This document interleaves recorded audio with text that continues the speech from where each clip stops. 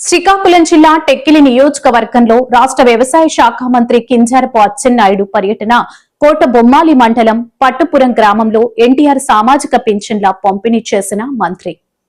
శ్రీకాకుళం జిల్లా టెక్కిలి నియోజకవర్గంలో రాష్ట్ర వ్యవసాయ శాఖ మంత్రి కింజారపు అచ్చెన్నాయుడు పర్యటన కోటబొమ్మాలి మండలం పట్టుపురం గ్రామంలో ఎన్టీఆర్ సామాజిక పింఛన్ల పంపిణీ చేసిన మంత్రి.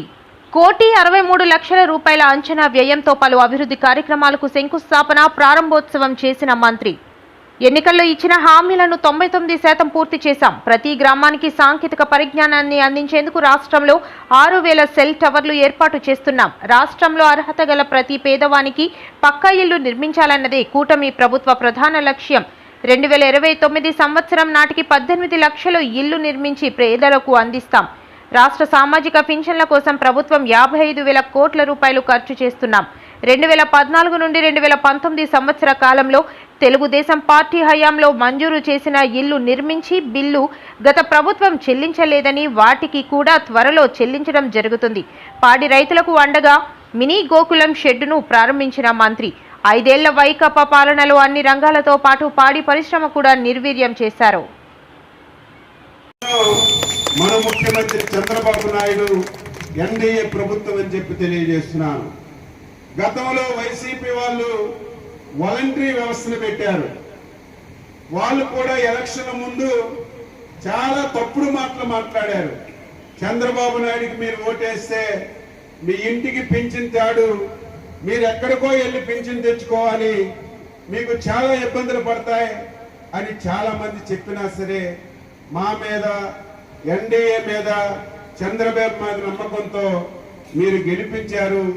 ఇచ్చిన మాట ప్రకారం తెల్లవారి 6:30 గంటలకే మీ ఇంటి దగ్గరికే తెచ్చి పింఛన్లు ఇస్తున్నాం. పింఛన్లు ఇవ్వడమే కాదు, మధ్యాహ్నానికి మళ్ళీ మీకు ఫోన్ వస్తుంది.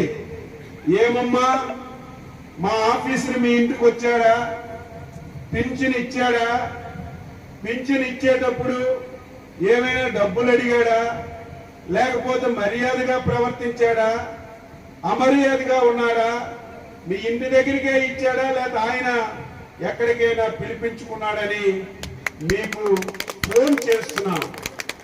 ఇది చాలా ముఖ్యమైన విషయం. ఏదో ఫోన్ వస్తుంది కదా దీన్ని నొక్కిద్దామంటే తప్పులుంటే సరి చేసుకుని ముందుకే. ఇప్పుడే నేను ఒక ఇంటికి వెళ్ళాను, అందరికీ 4,000 ఇచ్చాను, ఒక ఆవిడికి 8,000 ఇచ్చాను. సెక్రటరీకి అడిగాను, ఏవయ్యా ఈవిడికి 8,000 ఇస్తున్నామంటే గత నెలలో లేదండి, గత నెలలో తీసుకోలేదు, అందుకే ఈరోజు 8,000 ఇస్తున్నామని. గత ప్రభుత్వాన్ని చూస్తే ఒక నెలలో పింఛన్ తీసుకోకపోతే 2వ నెలలో ఇచ్చేవాళ్ళు కాదు.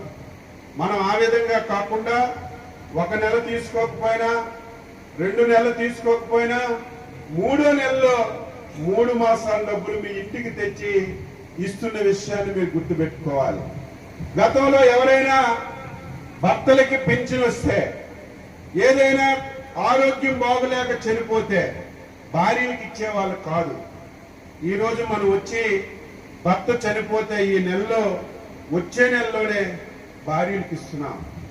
కానీ ఇంకా పెద్ద సమస్యలు ఉన్నాయి. ఒరిజినల్ గా పెన్షన్ రానిటువంటి భర్తలు చనిపోయారు చాలా మంది. నేను ఇప్పుడు నడిచెళ్తుంటే, బాబు 4 సంవత్సరాలైన మా ఆయన చనిపోయాడు, పింఛన్ రావడం లేదు అడుగుతున్నారు. బాబు 3 సంవత్సరాలైంది మా ఆయన చచ్చిపోయాడు, మాకు పింఛన్ రావడం లేదు అడుగుతున్నారు. వీలైనంత తొందరగా ముఖ్యమంత్రి గారు వీలైతే ఈ నెలలోనే, వచ్చే నెలలోనే ఎవరైతే భర్తలు చనిపోయి వితంతు పెన్షన్లు రావడం లేదు వాళ్ళందరికీ మంజూరు చేయడానికి చాలా సుముఖంగా ఉన్నారు. నాకు తెలిసి ఈ నెలలో, వచ్చే నెలలో ఒక నిర్ణయం తీసుకుంటే, ఇప్పుడే ఈవిడొచ్చింది, భర్త చనిపోయాడు 4 సంవత్సరాలు అయింది, పింఛన్ రావడం లేదని. వీళ్ళందరికీ పింఛన్లు ఇచ్చే కార్యక్రమం చేస్తాం. ఇంకా చాలా మంది వృద్ధులు ఉన్నారు. మీకు రేపో ఎల్లుండో మీ సచివాలయంలో పింఛన్లు పెట్టుకోవడానికి అవకాశం ఇస్తాం. మీరు వెళ్ళి డిజిటల్ అసిస్టెంట్ కలిసి అర్హత ఉంటే పింఛన్లు పెట్టుకుంటే వారందరికీ పింఛన్లు ఇచ్చే కార్యక్రమాన్ని వీలైనంత తొందరగా తీసుకుంటాం. దీంతో పాటుగా సరిచేసి శాశ్వతంగా రెవెన్యూ సమస్యలు లేకుండా మీకు చేయాలని చెప్పి ఒక కార్యక్రమాన్ని తీసుకున్నాం. ఇది చాలా మంచి కార్యక్రమం. రైతులందరూ చాలా ఆనందపడుతున్నారు.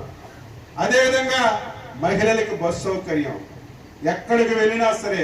ఎందుకు ఒకేసారి ఇంతమంది జనాలు ఏం పెరిగారని మీ అందరికీ ఒకటి అర్థమైనట్టు చెప్తాను.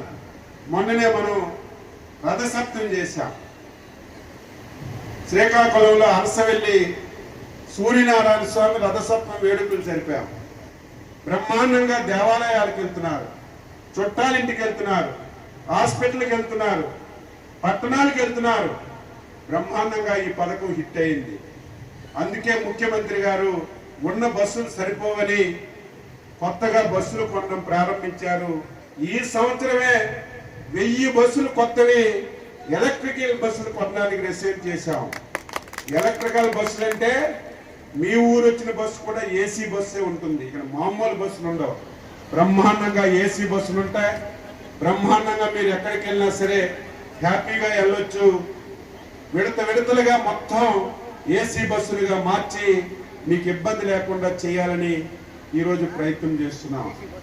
ఈ రకంగా ఇచ్చినటువంటి హామీలన్నీ ఒక పక్కన నెరవేరుస్తూ అభివృద్ధి కూడా 5 సంవత్సరాలు మీరు ఎక్కడైనా ఒక రోడ్డు వేసుకోగలిగారా? ఒక డ్రైన్ కట్టారా? మళ్ళీ 18 మాసాల్లో అభివృద్ధి ప్రారంభమైంది. ఇప్పుడే నేను ఒక రోడ్డుకి ప్రారంభించాను, బ్రహ్మాండంగా వేశారు. ఇంకొక రోడ్డు వేయాలి. ఇప్పుడే నేను మీ పెద్దలకు చెప్పాను, ఏదైతే ఆగిపోయిందో అక్కడి నుంచి మళ్ళీ చెరువు గట్టు వరకు బ్రహ్మాండంగా సిమెంట్ రోడ్డు వేయమని చెప్పాను. ఇప్పుడే ఎస్సీ వీధి డ్రైన్ ది వర్స్ట్ గా ఉంది. ఇక్కడ ఒక డ్రైన్ చూశాను, ఈ 2 డ్రైన్లు ఉన్నాయి. మనకు కూడా ఇంట్రెస్ట్ ఉండాలి. నేను చాలా బాధపడుతున్నాను. చాలా గ్రామాలు బ్రహ్మాండంగా అభివృద్ధి చేసుకుంటున్నారు.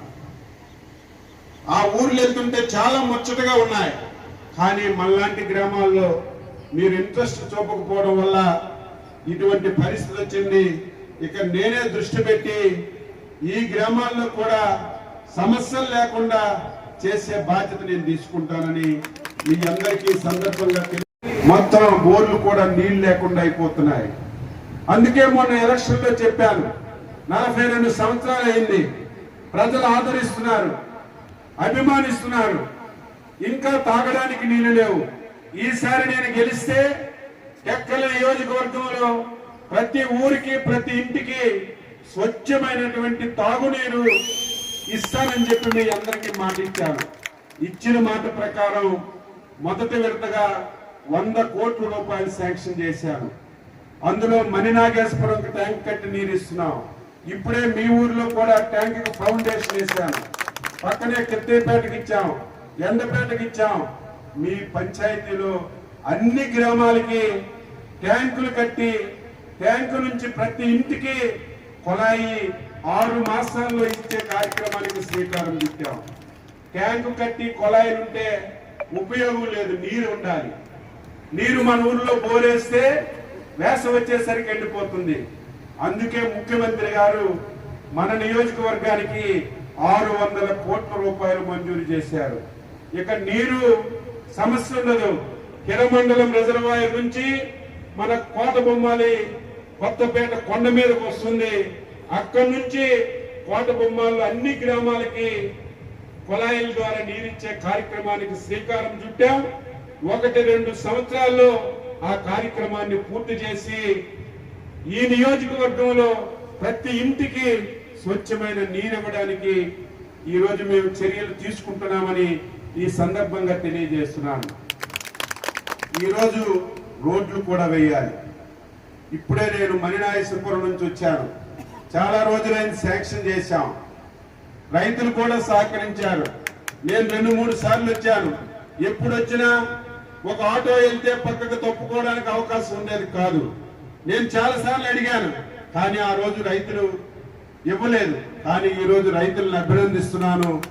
ఈరోజు భూమి కూడా ఇచ్చారు, గోడ కట్టాం, బ్రహ్మాండంగా రోడ్డు అయింది. కాంట్రాక్టర్ చెప్పాను 10-15 రోజుల్లో